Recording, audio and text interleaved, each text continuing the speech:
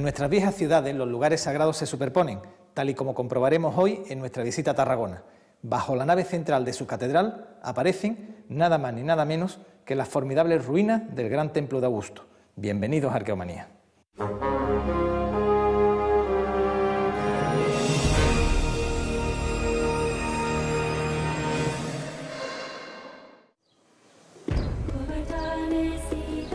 El anfiteatro de Tarragona, la antigua Tárraco, fue uno de los edificios más destacados de la Hispania Citerior por sus dimensiones y actividad. Aquí se respira la historia, se palpa, se percibe bien el aprovechamiento de materiales y espacios fruto del paso del tiempo. No hay más que mirar la iglesia que se construyó dentro del propio anfiteatro. Hay personas que se empeñan en dar corporeidad a la historia, en revivirla de alguna manera.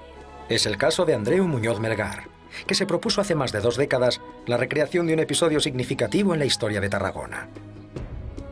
Un capítulo que se desarrolló dentro de este anfiteatro.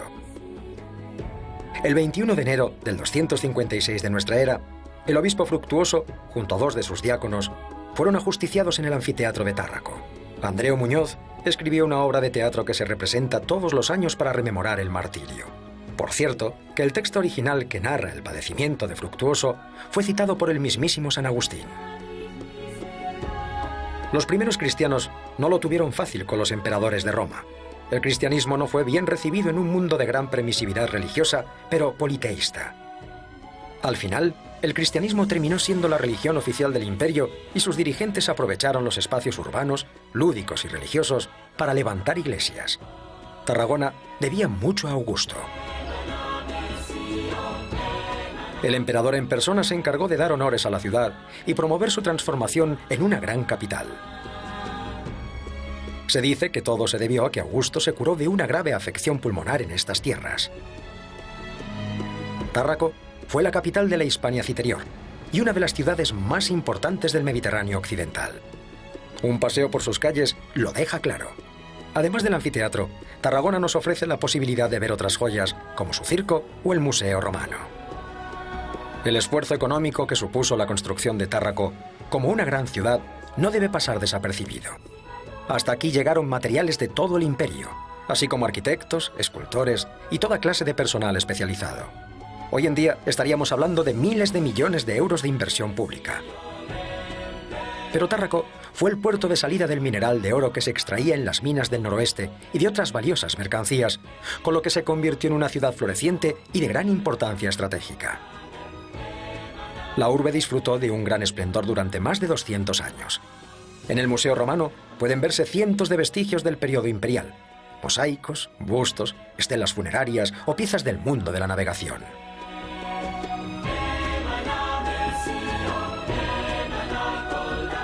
Quizá las que más destacan son las esculturas de Augusto. Bien sea como togado o como general, Augusto se representó con frecuencia en todo el imperio, y Tárraco no fue una excepción. Pero Tárraco no solo erigió esculturas a Augusto, también le dedicó un templo, un gran templo, y Andrés Muñoz, junto a Ima Teisel y Josep María Macías, se han empeñado en descubrirlo.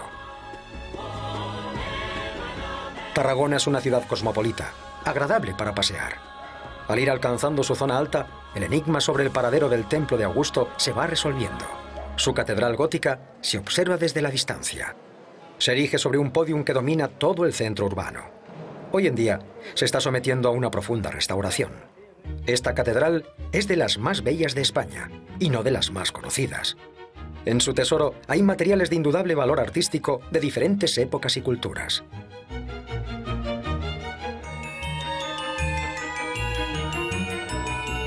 Y uno de los tesoros que pasa desapercibido es un muro de su claustro. Un muro que perteneció a una gran plaza, la plaza en la que debió estar el templo dedicado a Augusto. Ciertamente estamos en un espacio histórico muy importante, un espacio donde en el siglo III a.C. se asentó el campamento romano, cuando Escipión toma la ciudad como campamento de invierno, y que se transforma posteriormente en el siglo I en un gran centro, en una gran área sagrada, que tendrá como centro de su plaza la erección de un templo de culto imperial. Detrás de mis espaldas tenemos, por lo tanto, el ángulo de esta gran plaza que rodeaba el templo romano de culto imperial y que era, pues, en el punto donde estamos, un enorme porticado desde el cual se podía contemplar la parte lateral de este templo. Estamos hablando de unas dimensiones en torno a las 2 hectáreas aproximadamente. El lugar estaba localizado. Los arqueólogos estaban sobre la pista correcta. Pero el proceso de restauración de la catedral les daba un tiempo limitado para hallar el templo de Augusto y algunas pruebas. No somos los primeros. Desde hace 300 años la gente ha estado investigando sobre esta posibilidad, si el templo de Augusto estaba debajo de la catedral. Tuvimos ocasión de desarrollar un amplio proyecto de prospección geofísica en el cual durante 4 días y 4 noches intervenimos en la totalidad de la catedral mediante técnicas de prospección con georradar, tomografía sísmica y electroconductividad eléctrica. Es emitir una serie de ondas magnéticas, electrónicas, al fin y al cabo a partir de una diferente respuesta del material que se encuentra en el subsuelo y a través de unos programas informáticos pueden dibujar unas alteraciones en 3 dimensiones. Es decir, la respuesta de las capas de tierra es diferente a la respuesta de los muros de mortero de cal a estas ondas. Con lo cual los geofísicos deducen a partir de esta respuesta diferenciada, deducen una superficie, deducen una volumetría. Localizada la discontinuidad, había que excavar y cubrir, documentando el máximo de piezas posibles. Todo el pavimento de la catedral se extrae de forma ordenada, para luego recomponerlo como si se tratara de un puzzle gigantesco. La campaña de este último año ha dejado valiosas informaciones. En el proyecto inicial del año pasado estuvimos en la parte frontal, encontrando pues la subcimentación de este gran templo dedicado a Augusto. Este año nos hemos ido a la otra parte, a la otra punta, tal como nos marcaban las prospecciones geofísicas, y lo que vamos a buscar es cómo cierra este templo, si tenía columnata por detrás o no la tenía, diferentes aspectos que podamos intuir a partir de la cimentación, y también incidiendo en la parte de la cela del templo. En estos momentos hemos podido observar que estamos cerca ya de esta cimentación del templo, pero que la actuación medieval es mucho mayor que en la parte frontal, la del año pasado. ¿Qué tipo de templo era el dedicado a Augusto en Tarragona? Vitruvio, en sus 10 libros de arquitectura, dejó para la posteridad toda la variedad constructiva de los templos clásicos. Acercarse a su obra es fundamental para comprender los procesos de edificación de estos y otros monumentos del mundo clásico. El templo de Augusto, en principio tenemos noticias historiográficas que hacia el año 15 los ciudadanos de Tárraco piden permiso al emperador para su erección, y a partir de este momento empiezan a acuñarse monedas con el templo representándose de forma octástila con 8 columnas en su fachada.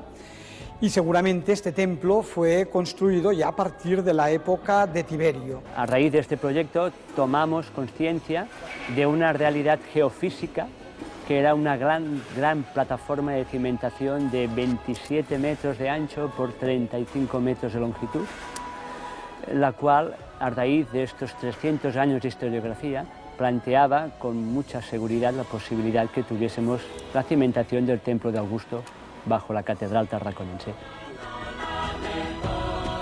En esta imagen se recrea idealmente la inserción del templo de Augusto en la catedral de Tarragona.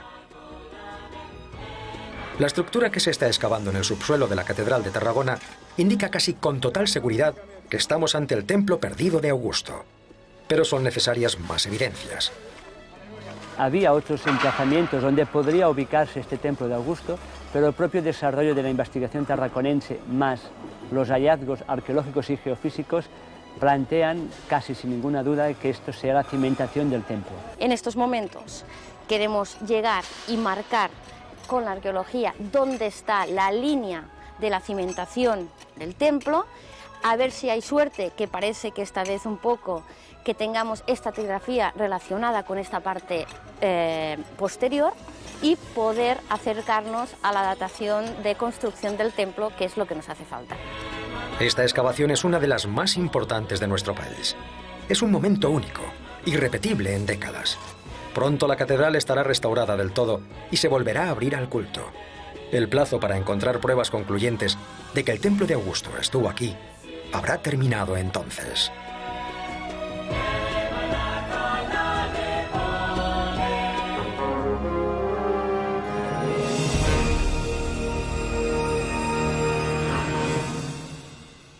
Porque la arqueología es una fuente de información del pasado que sin ella pues no tendríamos el conocimiento de los restos materiales que utilizaron los antiguos, ¿no? Es hacer llegar a la sociedad lo que los arqueólogos estamos investigando y hacerles entender cómo eran las sociedades antiguas que nos han precedido de una forma que sea comprensible para un público no especializado. El arqueólogo siempre debe tener en cuenta que lo que está estudiando o lo que está trabajando es un segmento muy pequeño de la sociedad que utilizó ese material que él está estudiando, ¿no? Y que por tanto sus conclusiones tienen que estar supeditadas a esta parte pequeña de la historia que es sobre la que trabaja, ¿no?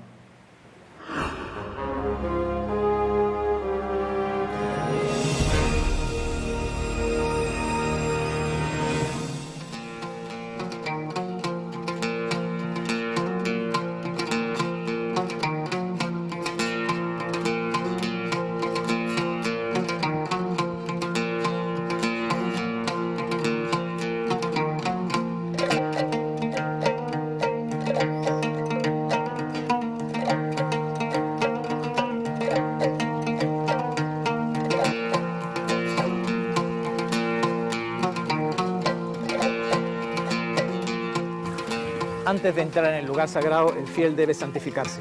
Se purifica a través del agua de una fuente perdida a la sombra del bosque de naranjos, olivos, cipreses y palmeras que conforman un trasunto del paraíso terrenal. Nos encontramos en el patio de los Naranjos de la Mezquita de Córdoba. Uno de los monumentos españoles con mayor repercusión internacional es la mezquita, hoy Catedral de Córdoba. Representa, conjuntamente con la ciudad palaciega de Medina Azahara, el esplendor del poder califal cordobés, el periodo de máximo apogeo militar y económico de la España musulmana, conocida como Al-Ándalus. La mezquita de Córdoba presenta una curiosa singularidad arquitectónica. En vez de estar orientada hacia la Meca, al este, lo hace hacia el sur. Para unos, se debe a que el emir Abderramán I, que comenzó su construcción, quiso darle la misma orientación que la mezquita Al-Jama de Damasco, donde nació supuestamente.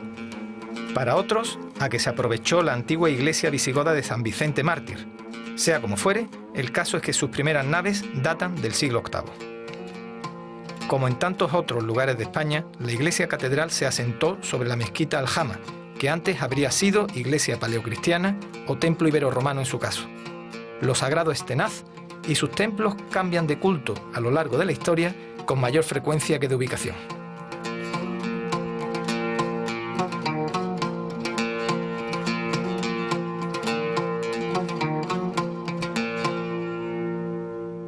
Pedro, normalmente los lugares sagrados es una continuidad del tiempo. Lo que hoy es sagrado también lo fue ayer. Esta mezquita catedral, ¿qué antecedentes religiosos tiene? Hemos hallado en las últimas excavaciones restos de varios edificios que componen un complejo episcopal, la sede episcopal de Córdoba, y al otro lado de la calle el Palacio Civil. ¿De qué siglo hablamos? ¿De qué tipo? Estamos hablando de mediados del siglo VI.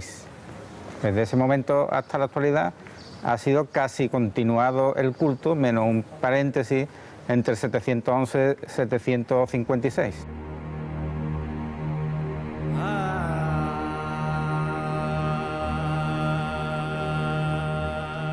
Al-Ándalus alcanzó su mayor poder político y territorial bajo el califato de Abderramán III.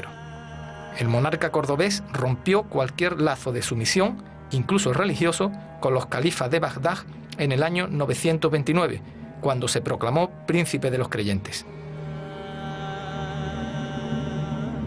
Poco después, en 940, ordenó la construcción de Medina Azahara, una ciudad a la altura de sus pretensiones imperiales. Construida en terraza sobre la ladera de Sierra Morena, causó el asombro de propios y extraños, como atestiguan las crónicas tanto musulmanas como cristianas de la época. Abderramán III, en plenitud de su poder y tras proclamarse califa, ordena construir Medina Azahara, y lo hace con un doble fin: por una parte concentrar el poder político y administrativo y por otra parte representar el gran poder que atesoraba, puesto que su imperio se extendía por toda la península ibérica y el norte de África. En este salón, que se llama el Salón Rico o Salón de Abderramán III, recibía a las embajadas de lejanos países que venían a hacer acuerdos comerciales, políticos o a rendirle pleitesía.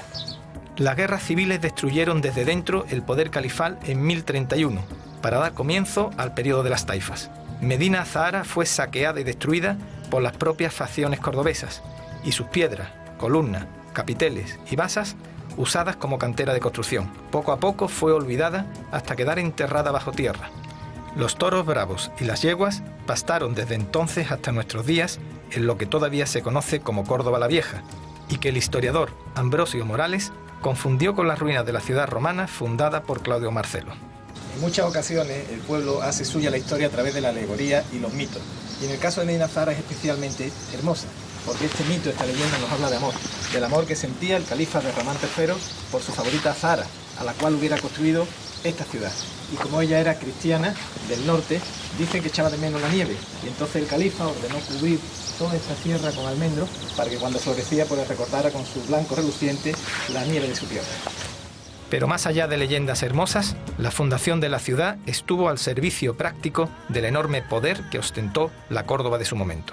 Las fuentes nos dicen que la ciudad inicia su construcción entre el 936 o 940. Unas fuentes hablan del 936, otras hablan del 940. Nosotros ya sabemos que la investigación arqueológica nos dice que durante 15 años debió haber un proceso tremendo, ¿no? Un proceso frenético de construcción del palacio. Porque sabemos también que una vez que se construye el palacio comienza también un proceso de reforma del palacio realmente importantísimo, de una enorme trascendencia y de la que surgen, por ejemplo, edificios como el Salón de Abderramán III, el Salón Rico. Ese edificio no está en el programa inicial, sino que surge en virtud de esa reforma. La ciudad y el palacio tienen una vida importantísima, una vida de un protagonismo tremendo, muy importante en todo lo que es el ámbito mediterráneo, hasta la muerte de Al-Hakam II en el 976. Empezamos a ver que probablemente después de ese momento, con el califato de Gisán, la ciudad entra en un cierto declive que viene también favorecido porque Almanzor, el futuro primer ministro, el Hajib del califa Gisán, justamente construye una nueva ciudad al este de Córdoba, Madinat al-Sáhira, donde traslada todo el aparato administrativo y toda la corte desde Medina Azahara hasta al-Sáhira.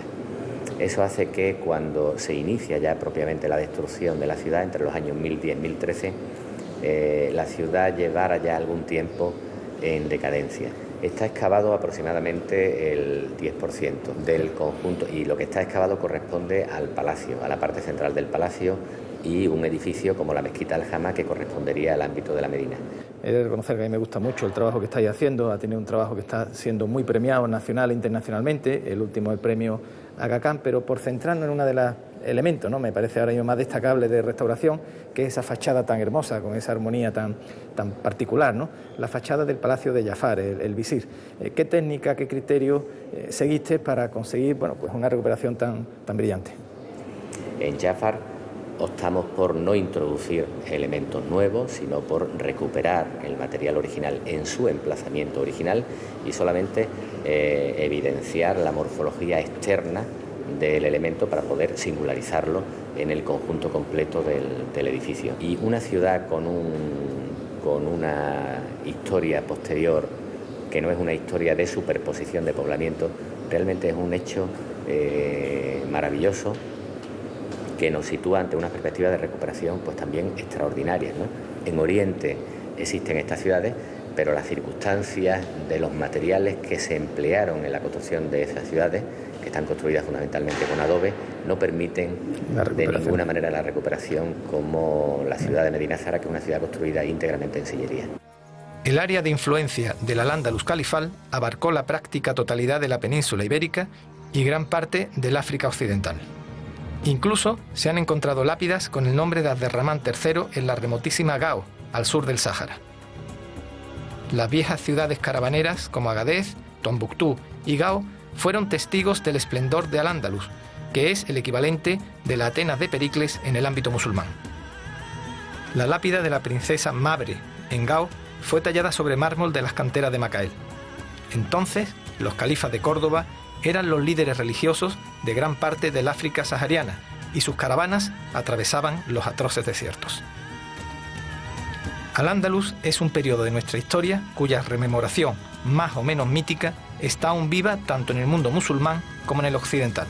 Las ruinas de Medina Zahara son testigo fiel de aquel florecimiento excepcional. Al-Ándalus no es tan solo la historia de los árabes, es también parte de nuestra propia historia. Debemos conocerla con sus luces y sus sombras. Medina Zahara es un libro abierto de arqueología e historia de visita obligada, que además de asombrar, sigue enamorando por su belleza y ambición osada. Las antiguas lenguas celtibéricas aún no han logrado ser descifradas. Nos despedimos hoy con nuestra particular piedra de Roseta, los bronces de Botorrita. Y no olviden que en el próximo programa vamos a continuar contándoles lo que ocurrió hace mucho, mucho tiempo.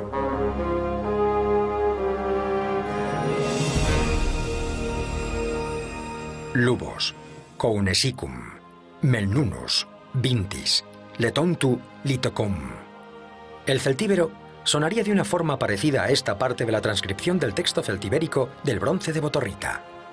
Los bronces de Botorrita pueden verse en el Museo Provincial de Zaragoza.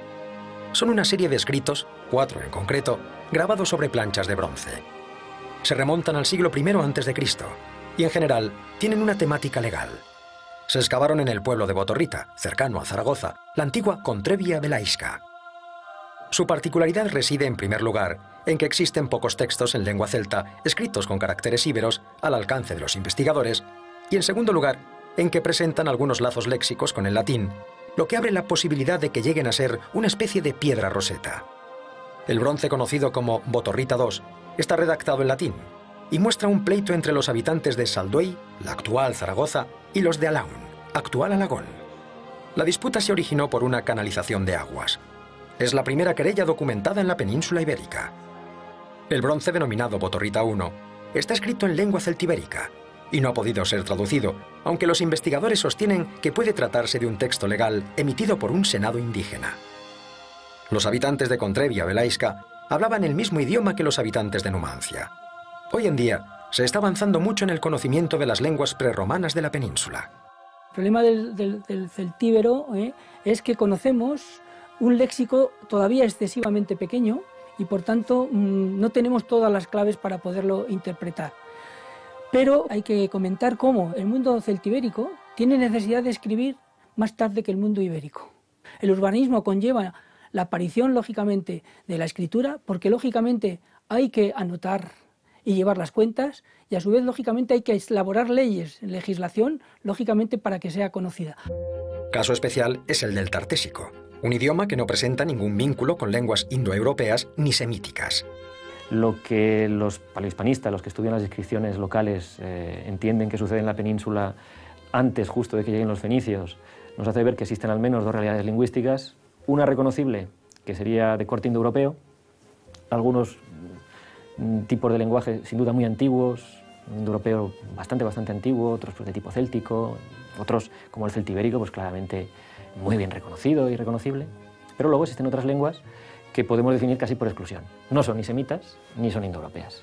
En este cuerpo de lenguas que claramente no funcionan de la misma manera que las lenguas semíticas o que las lenguas indoeuropeas, estaría sin duda lo que hablaban, pues digamos, los tartésicos, o al menos aquellos que habitaban en el sur de la península ibérica donde se asentaron los fenicios y con los que entraron en contacto. Los bronces de Botorrita son un documento de gran valor histórico. Muestran el desarrollo de las poblaciones autóctonas de la península y su relación con Roma, la potencia colonial, a través de la inclusión de neologismos. Si en el futuro alguna excavación depara otros hallazgos similares, alguna variedad del íbero y del celtíbero, tal vez puedan ser traducidas.